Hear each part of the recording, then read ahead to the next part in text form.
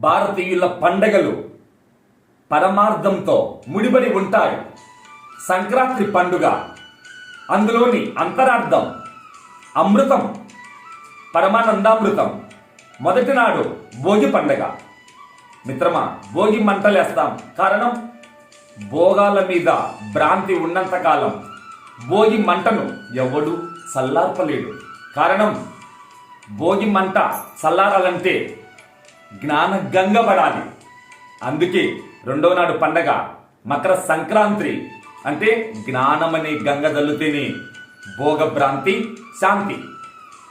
జ్ఞానం పరమానందకరం. అందుకే జ్ఞాన జ్యోతిలోనే నువ్వు సత్యాన్ని దర్శించగలవు. కనుకనే మూడవ నాడు పండగ కనుమ. ఈ మూన్నాళ్ళ పండగ మానవ జీవితాన్ని ఇప్పి చెబుతుంది. మనిషి జీవితం మూన్నాళ్ళ ముచ్చట.